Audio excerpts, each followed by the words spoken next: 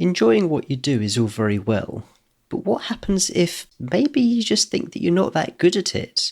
Do you persist? Do you try to get better? Do you conclude that, it's just not the thing for you and try something else?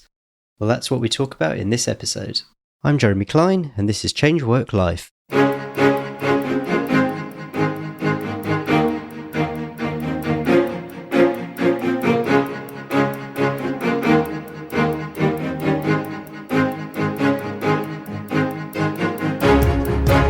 Hello and welcome to Change Work Life, the show that's all about beating the Sunday evening blues and enjoying Mondays again. Now, there are lots of reasons why you might want to change jobs. Maybe you don't like the people, maybe you just don't like the work itself. But one of the reasons we haven't really talked about on the podcast so far is where you enjoy the work, but you just don't think necessarily that you're all that good at it, that you're not necessarily cut out for it. And that's one of the things that we're going to be talking about today with my guest, Jennifer Fisher, who's a Vice President of Higher Education at Worldstrides, which is an educational travel and experiences company. Jennifer, welcome to the podcast. Thank you very much. I'm excited to be here. Can you describe a little bit about Worldstrides and your role in it? Absolutely. So I am Vice President of Sales, as you mentioned, working in the higher education division at Worldstrides. We handle educational travel from K through 12, all the way up through executive education. I'm specifically in higher ed. So I work with colleges and universities putting together basically study abroad programs.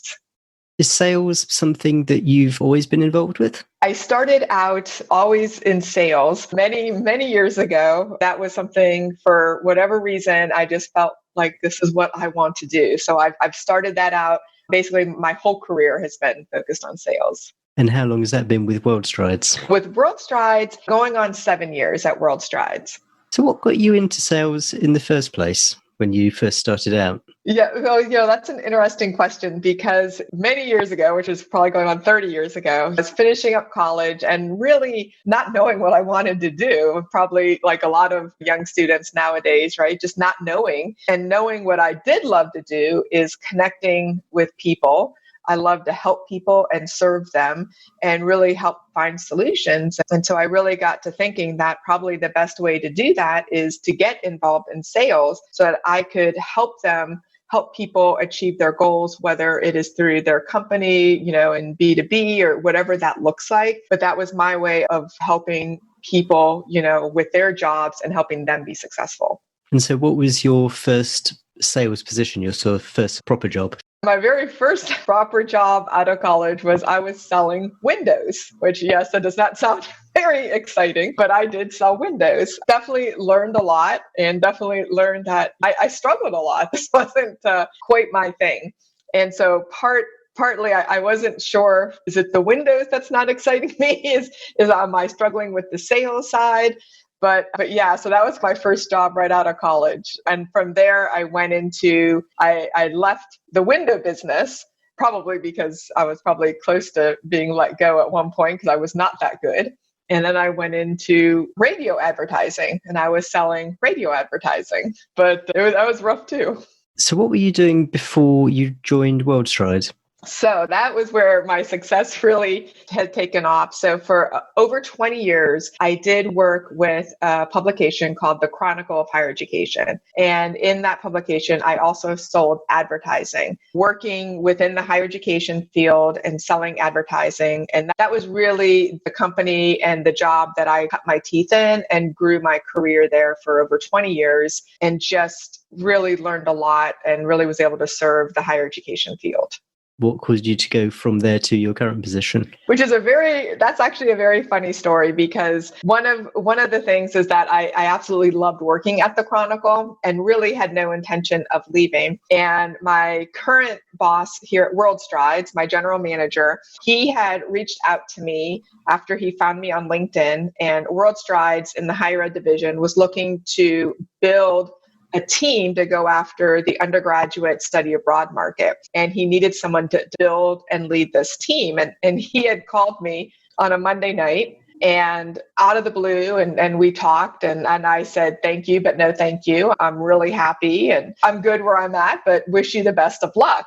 And I never thought about it again. And the very next night on Tuesday, he called me again. And he's, listen, I think you'd be perfect for this job. We really want you here.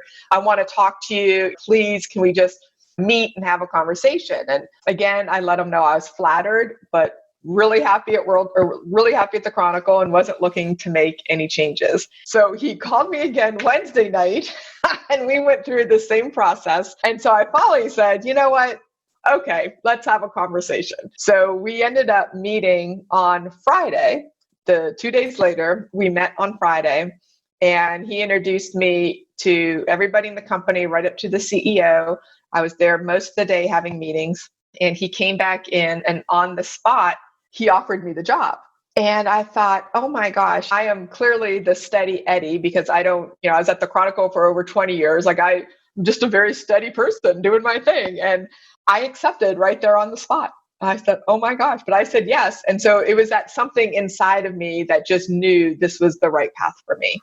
You mentioned a few moments ago how when you started sales that you didn't feel all that comfortable with it. And you mentioned that you thought, had you not left that company, then you might have been let go yourself. At what point did you start to think that it was right for you, or that you were good at it, that you had confidence in your ability? Was it since you've joined Worldstrides, or was it before that? It was definitely before that. My first couple jobs, when I was selling the windows, and even in my early career doing a little bit of radio advertising, it was just the environment was a tough environment, and I was just learning. So getting out of college and being in this tough environment just made you question everything that you were doing.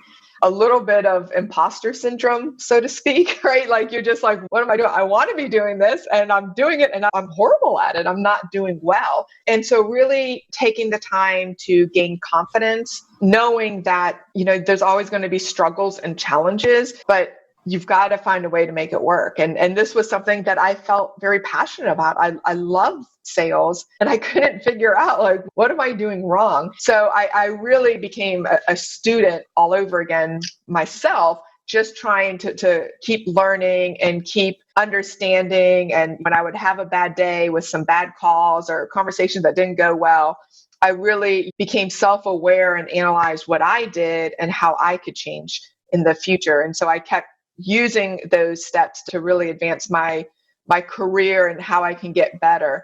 And so by the time, almost 30 years ago, when I did get to the Chronicle, I was in a better position to lead a sales team at the Chronicle as well. Why weren't you put off? Why, when you had those initial experiences, did they not put you off and make you think, oh, well, I gave it my best shot, I'm going to have a go at something else? That's a good question. And I think my family asked me about that too, because they're like, what are you doing? Like, you're not good at this, right? And I kept feeling like, but I want to be good at this. Like, I really, even though I wasn't good and my results weren't good, I enjoyed everything up to trying to get to the results. I just really enjoyed it.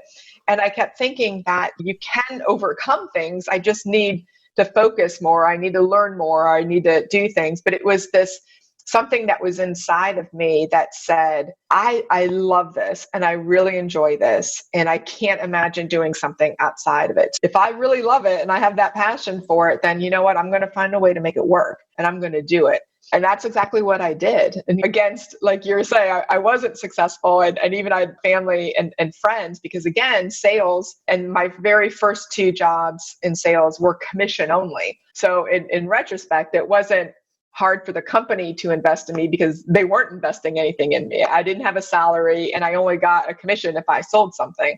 And my family's like, what are you doing? Like, you need to go find something and make some money and go do something. So it was something that I just finally was like, you know what, I love it so much. And thinking back about it now, there's definitely some parallels to, I always think about Abraham Lincoln, right? We always talk about, I think everyone knows the story of Abraham Lincoln.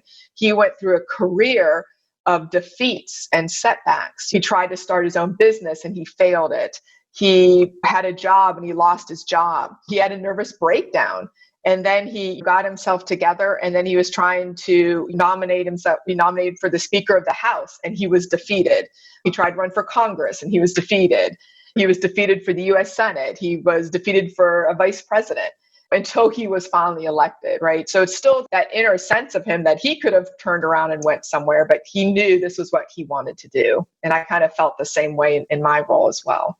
So having acquired this determination to make it work, what steps did you take to figure out how you're going to make it work? So how did you work out what sort of learnings you needed, what experience you needed, what practice you needed? No, that's a very good question. Some of it started off very basically, right? I know there was a lot of improvement. And with my self-belief, I would get some friends and I'd be like, help me out here, right? Like I'm having trouble when people would ask me these questions when I'm selling my product. How do I answer it? How do I do? And I would read books and become that student. But then I practiced it with my family, with my friends. And as I worked in these companies, I'd get my team together and lots of times we would practice mainly because I wanted to practice, but let's all practice together and really help each other and then learn from each other. So it was a matter of taking that leadership mainly for my own self-improvement, but then it also helped lift it up the whole team as well, because we were always like, okay, what are you struggling with? And maybe I had an answer to help them. But at the same time, like I always knew like where I struggled at, or I'd have these conversations with our clients that were just awkward. And I'm like, I know I didn't handle that well. I would take note of that. And I'd ask questions to my peers. How would you handle something like that? Really? Okay, let's try this. Can we practice so I can get better at this? And really leveraging the community, my people, my community, my peers, my family and friends, like really just let's work together here on this and not being afraid to ask for help. Couldn't you give a few examples of what practice looked like? In the sales world, practice is what we call role playing. So I would sit there, I'd come back from a meeting with a client that I lost the account or something didn't happen. And I would dissect everything in my mind. And oh God, and of course, that's a dangerous path to go down because then you take that negative mindset and you're critiquing everything. And that's not good. Really focused on just what aspects where I struggled or where I started to feel not confident in my replies. And I would go to my peer and say, but have you ever been in a situation like this with your client? And oh yeah, how did you handle it? And so then they would tell, and I would write down the answers and I'd ask, right? I'd be like, can you practice with me? And so we would literally role play and practice scenarios until I felt comfortable with it. But it's also the not being afraid to ask, right? You don't look weak for asking, you look strong and you recognize your own weaknesses in order to get better. And you need to leverage that. And what was the reaction of colleagues when you first suggested having these sort of practice sessions and this sort of thing? Because I can see how in the workplace, some people are going to be quite receptive to these sorts of things. Other people aren't. And if you take it out of the workplace, you mentioned family and friends, then there's going to be friends who they absolutely want to help you out, but maybe they're doing a completely different job and they just don't feel equipped to. So how do you persuade them that they are still going to be helpful to you? I think that's two questions there. No, that's okay. I get it. And I think you're right. You're always going to find people in your industry, in your field, your peers, that some people are receptive to it and other people are not. And I think what I've also realized is that that's their problem, right? That's not my problem. I'm trying to learn and I'm trying to grow. And if somebody isn't receptive to that, then that's okay. I'm going to go work with the people who are receptive because chances are those people also want to get better. And the more when they see your vulnerability to say, hey, I need some help. Can you help me? Next thing you know, they might need some help in something that maybe I'm good at. And so really having that peer relationship that you can really help each other with it is a good thing. And again, there are going to be people who aren't receptive and that's okay. That's on them. And I'm not going to try and force that. Just I'm doing this because I need some help and I'm being vulnerable and asking for help. And you're right. There are family and friends, completely different fields that I would ask for help. And again, like if I'm asking my mom's like, oh my God, you're amazing. That was great. So in that regards, yes, I wouldn't really get much help. But if I got the words that I needed to say and how to handle it, sometimes it's just hearing myself say it, just hearing me say, this is how I'm going to do this. And just getting the confidence in my own practice with it and saying it that way too. So it all helps because the more you do something, doesn't matter who the audience is, the more you do something, the more confident you're going to feel and the more comfortable you're going to get at doing it. Were you practicing this with colleagues when you were in your commission-only based roles? I was, but it was it was tough because some of my colleagues were in the same boat and we didn't know like what we were doing. And so it was something we're like, well, that sounds good. So let's go try it out. And we would be trying it out like with our clients and come back like, yeah, that didn't work at all. So we're like, okay. And so then it was more about a trial and error message because we were kind of in the same boat in those instances. I have this impression that where people are working on commission only, that it's kind of dog eat dog, every person for themselves, and there's not necessarily that much of a collegiate helping each other out atmosphere. But that sounds like that's not necessarily the case. It could be. There definitely could be. But the people that we worked with, we all had our own territory. So even though we all wanted to do well, it wasn't that they were trying to get into my territory, I was trying to get into theirs. We still had our separate territories. But there are some cases where that is very cutthroat because companies will just let you out and there's no territory and you just go after it. And that wasn't the case with this, which was nice at the beginning. A theme that's come up on this podcast a few times is when you want to achieve something, finding someone who's already done it, finding someone who's a few steps ahead of you, someone who already embodies what you want to look like and what you want to be like. Were there people like that, either in your workplace or outside, who you could tap their knowledge? Back in the early days, some of the more senior salespeople, like at the radio station, it was definitely interesting to hear their point of view and learn about the industry and what best practices work. And then even as I went over to the Chronicle, which was an amazing experience, there was definitely somebody that I like to call a mentor, right? She was amazing. And I'm thinking, this is who I want to be, right? I want to be this. And yes. And I think this was back before like people had mentors or anything, but in a sense, she was my mentor. And so I would go to Laura, who's now a good friend of mine, but I would go to her and say, what do you think about this? Or help me out with this, or how would you handle this? And so we really ended up having this great relationship. And I will say probably most everything that I have learned in the sales industry, I really got from my friend Laura. Like she just was amazing and was everything I had wanted to be at the time. What do you think she got out of it? She is an amazing sales leader.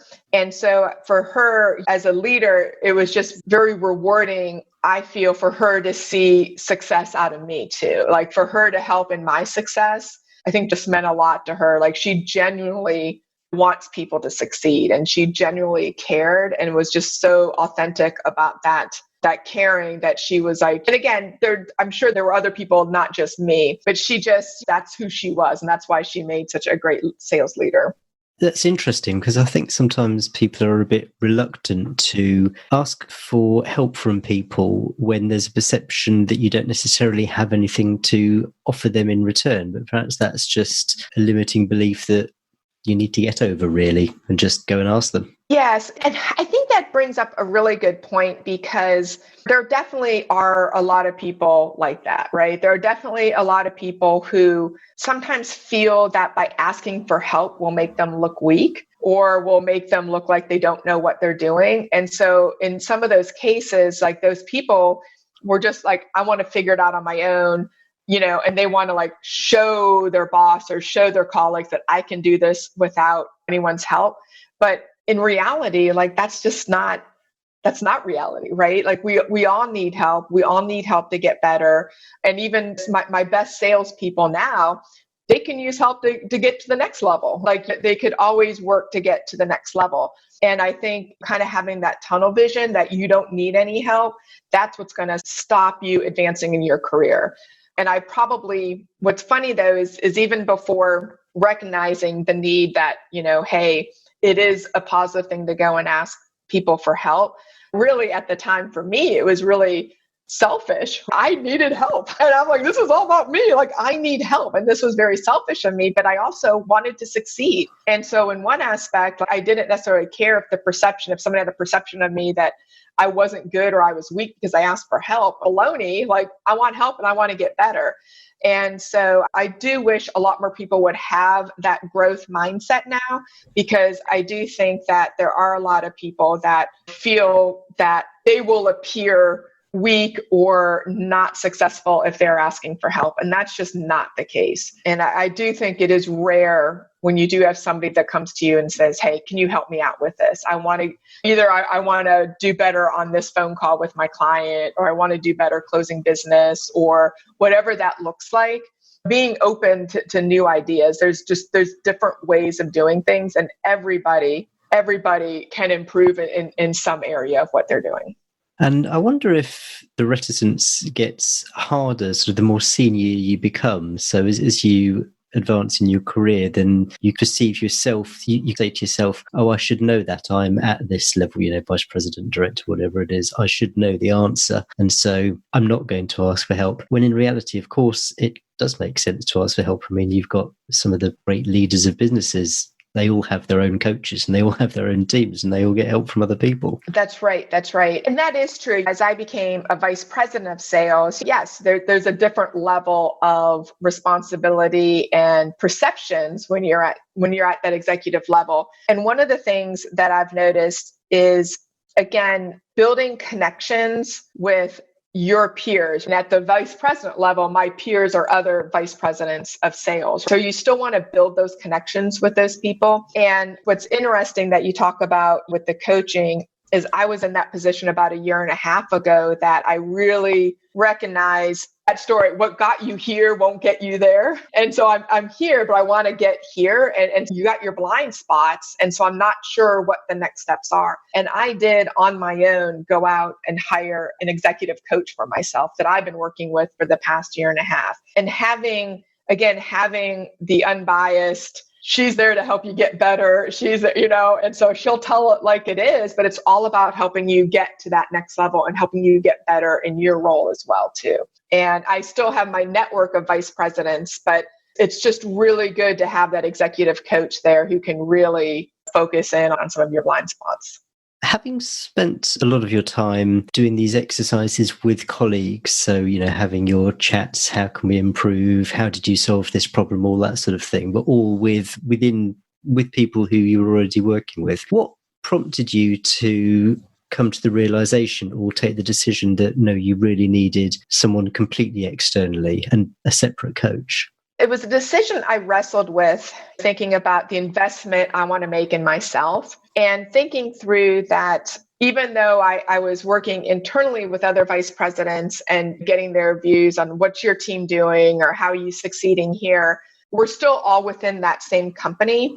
And so I really felt that in order for me to continue being successful and to work at a higher level and make a bigger impact, I needed to get feedback from somebody external to really have that view on me to say, hey, listen, because otherwise, if you're still with the same group of people in the same organization, you both or all of you have that blind spot, right? You're all working under the same company standards and the way things are.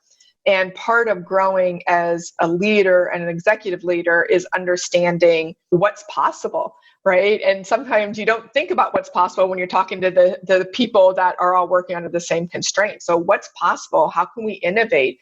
What's different? And then having that external coach really helps you see what's possible, what's innovative, and even personally, how you can approach things differently so you can show up at a higher level, which really ultimately means you're making a bigger impact for the company to succeed.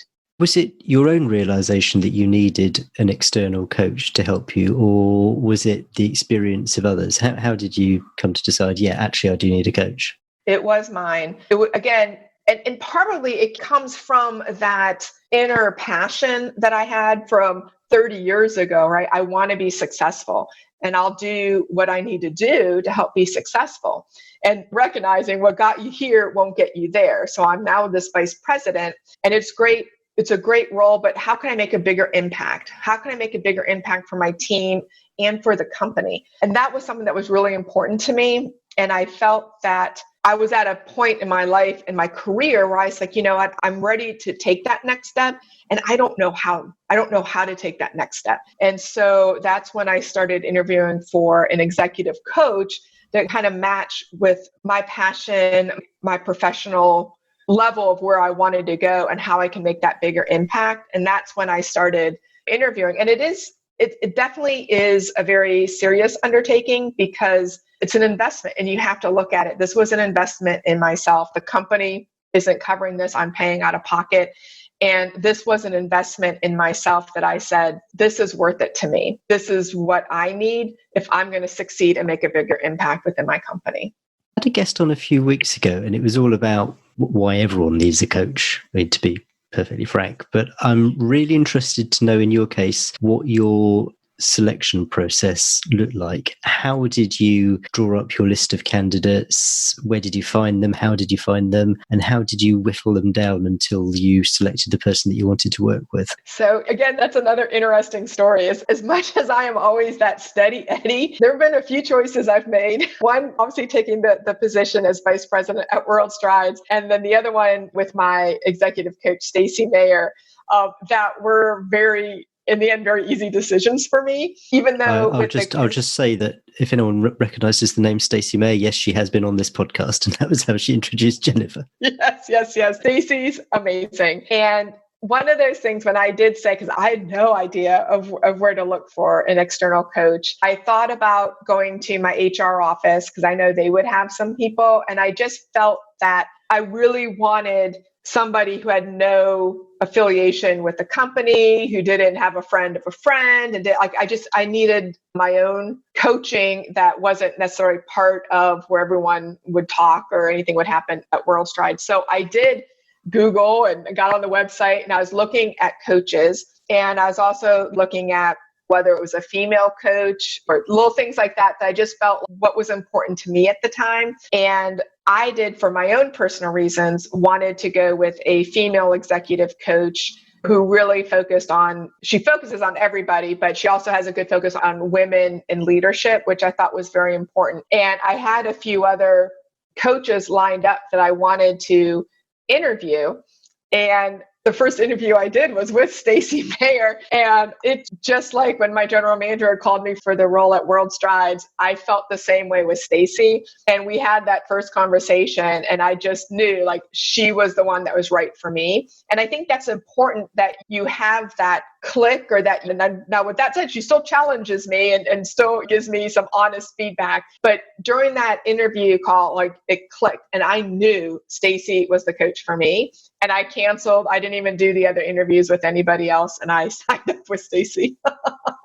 There's a lot to be said for gut instinct. I remember a previous job where I was at the company for 6 years or something, and remember going to the first couple of interviews and just thinking, I'm excited about this. This is the place for me. And I'm guessing you can't necessarily put your finger on it, but you've just got this feeling, yeah, this is definitely the right one for me. Yes, that's exactly right. And that's some of those gut feelings are what has made me so successful in my career. And that was even when I was probably failing miserably in my early years of sales, I still had that gut feeling that this is for me. I just need to find a way to make it work. And maybe it's not selling windows. Maybe it's not selling radio advertising. And I feel that way when I found my niche in higher education at the Chronicle. And that's when I was like, this is me. This is my passion. This is what I believe in. But yeah, you know that you have that deep inside your belly and you're like, this is it. When you started working with Stacey, did you have an idea of what success would look like in terms of working with her and what your time frame was for success? No, I didn't. One of the things is that I didn't really have any expectations because I didn't know anything. I actually never even knew anyone who had an executive coach. So I really wasn't sure what to expect. And so I think that might have been our first conversation. I was like, okay, Stacey, what do we do? Like, how does this work? What's happening? And she laughs and she's like, okay, Jen, calm down. Here's what we need to do. And even just talking to her about my goals and how I can make a bigger impact and what my day-to-day looked like and some of the things, like she gave some very frank conversations with me. And she was like, Jen, you're not even acting like a vice president. She's like, you're not even doing things. You're not even at that level yet, even though your title's there. And I was like, what? Like, what are you talking about? So again, when she would explain some things and say, you're too much into the weeds, you can't manage and lead a team if you're doing their work. You have to pull yourself out. And so as we worked on this, I feel that, again, being a student always when my coach, whether it's a coach, my boss, whatever I want to do is I'm learning. When they tell me I should do something, I do it. And so I was like, so within 6 months, I'd really taken her feedback and I've applied her feedback in my role. And within probably 7 or 8 months, my boss, the chief revenue officer, who knew I was going through an executive coach, he did pull me aside and he said, the changes in you, he says, in just the 7 or 8 months, he goes, you are operating at a higher level right now. He's like, you are probably even operating higher than a VP of sales right now. And he was able to say that he could definitely see just the way I presented myself. I suggested ideas. I was a visionary and I was putting strategies in place. And it was just a different version of me showing up. Fantastic. I've got to ask, just because it relates to the times in which we're talking, but your focus is on travel and experiences and that sort of thing. And we are in an era where there's not an awful lot of traveling going on. And yet I understand you've still managed to increase sales. How have you managed to do that? What's the story? How are people going on these educational visits and trips? Yes. First off, they're not going on these trips. So we are selling into the next fiscal year right now. So they're not actively going. And obviously being in this COVID era, which is my new swear word right now, but the COVID era, and then we have higher education, right? So higher education and study abroad, not a good place, right? Throughout COVID, right? And that's tough. So our business came to an absolute complete halt, which is very tough. Two things I would say that credits the team's success and how I led them to success is that my early days, my obstacles and challenges that I had to overcome to be successful. I've learned that things don't come easy, right? You have to work for it. You have to have a plan in place. You've got to try things. You've got to do this. And so then working through my executive coach, I was able to pull myself out of the weeds and really operate at a higher strategic level. Having those two in places when February hit and we were starting to see what was happening in Asia and it was spreading into Europe. And we're starting to see this because of the direct relationship of my working with a coach and my experiences in the past. Thank goodness I had pulled myself out of some of those weeds and was operating at a higher strategic level. So when February came and we started seeing that this is not going to be good, if this continues, it's not going to be good. So I was able to put various strategies in place, and I had a strategy and a backup strategy. And because every week it changed, right? Now it is hitting Europe. Now this is happening. Now it's heading to the US. But I had various strategies in place that we were able to implement. I was able to keep my team motivated. Again, we have this plan in place. If we all just were like, oh my God, there's nothing we can do, it could be horrible. Like we wouldn't be able to do it at all. But we're here for our clients. We have a strategy in place and we're going to execute on that strategy. And by doing that, we were able to keep the momentum going through March, April, May, during the end of the school year for colleges, that we were able to still get, even though all travel halted, we were writing new business for the next fiscal year. So we were having those trusted advisor relationships with our clients where they trusted us to, even though we're in a bad spot now, but we're going to still continue working with you after COVID. And again, not having any idea what was really in store for us. But sometimes it's really about, you have to control what you can control. If you worry about all the stuff you can't, no one's going to succeed. Focus on what you can control. I was able to have strategies in place. We were able to execute on those strategies and keep the team engaged and moving forward with their clients. So where does the future lie? You've had some executive coaching, which clearly has paid dividends. What's the 5-year vision, the 10-year vision for Jen Fisher? Yes, I love it. The 5-year vision is definitely continue to work at a higher level. I absolutely love Worldstrides and would love to be able to make a bigger impact at the company with the teams and the people that I work with and really continue to hit numbers at such a higher level. Personally, I'm also working on putting together some things that I love about sales, and I'm working to actually launch my own podcast on sales in January. And it's going to be titled A Life You Love. Sales Tips with Jennifer Fisher. So again, just tying into what you like and being able to really make that impact. So for individual team members, as well as for the company that I'm working for, that I just want to be able to help them succeed, put some strategies in place, which even right now, positive news is coming out of the medical field. It's not a done deal yet, but positive news is happening. I feel like we're getting to the end of this, hopefully. But so again, I've got other go-to-market strategies that I'm working on right now that's going to help us speed that up once there is the actual positive news. So just really being that visionary for your team and putting strategies in place and being able to execute on the strategies when the time is right. Fantastic. Well, to put it in a bit of context, we're recording this in the middle of November 2020. By the time this show comes out, your podcast should have come out. So I will put it in the show notes, links where people can find it. So there you go. You're committed to it now. You got to do it. I love it. I love it. Thank you. It's been a fantastic story. I've absolutely loved this exploration of the different levels of help that you've got. You're recognizing that you needed help and then going out and actually getting it at different stages in your career. It's been brilliant. I mean, aside from the executive coach, is there anything else, books that have particularly helped you in the process? I mean, books can take you so far, but they're a great place that people can start. So if you've got any... Yes. And I'm a book fan. I am a book fan. I love books, but I will tell you that the one book that has just been very instrumental, that is my go-to book, is a book by Ryan Holiday, and it's The Obstacle is the Way.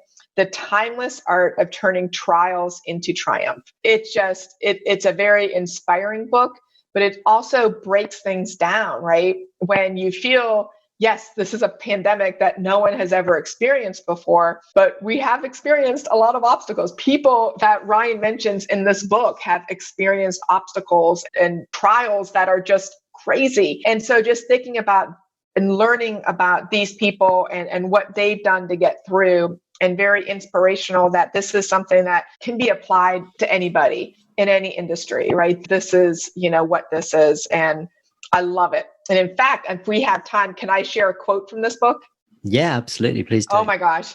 So I love this book. And so this quote that I've been sharing with my team right now says, "The obstacle is the path becomes the path.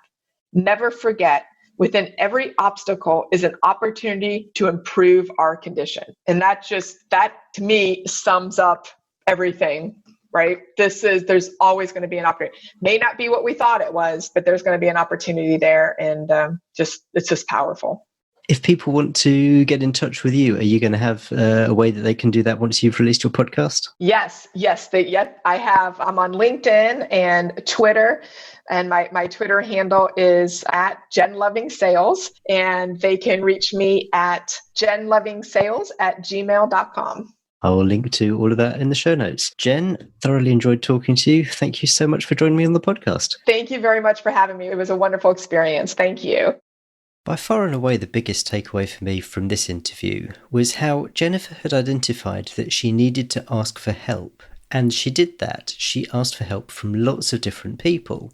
She arranged these meetings with colleagues where they would get together to discuss the problems they were having, how they were approaching different challenges, what they could do better. She also sought out people who were a little bit ahead of her, who had become more successful, to get advice from them, people who could act as her mentor. And then finally, she'd gone the route of engaging a professional executive career coach to help her make that big push to greater seniority onto greater things. She made this very valuable point that it can be seen as a sign of weakness to ask for help, that people just feel like they have to figure it out for themselves. But that really isn't the case. As Jennifer shows, people are often very willing to give advice, to help out.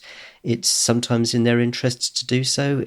In other cases, it's not, but they just get satisfaction from helping people who are a little bit further behind them to achieve whatever it is that they're looking to achieve and to improve whatever they want to improve. It can be very difficult just speaking to people, especially in the past 12 months that we've had where people aren't in the office, and so it's even harder to go and speak to someone and ask them for advice. But it really can be incredibly rewarding. And it doesn't have to be a colleague, it can be friends, it can be family. It can be a separate coach. Just having someone as a sounding board who you can bounce ideas off is completely invaluable. You'll find a full transcript of the interview, a summary of what we talked about, and links to all the resources which Jennifer mentioned. They're on the website at changeworklife.com/73 for episode 73. And whilst you're there, if you visit the contact page, that's at changeworklife.com/contact, I'd love to know what you thought of Take Action January. Were the topics that we discussed then helpful? Have they inspired you to take action? What's that action look like? What do you need help with? What fears or concerns do you have? I'm always interested to get feedback from you, the listeners. I mean, that's who this podcast is for. So please let me know what's working, what's not working. How can I help you? That's kind of what I'm here for. That's what I'm setting myself up to do. If there's something specific that I can help out with, either on the podcast or by providing some kind of service, just let me know. Go to changeworklife.com/contact, and I would love to hear from you. We've got another amazing story coming up next week, so hit subscribe, join me next week, and I can't wait to see you then. Cheers. Bye.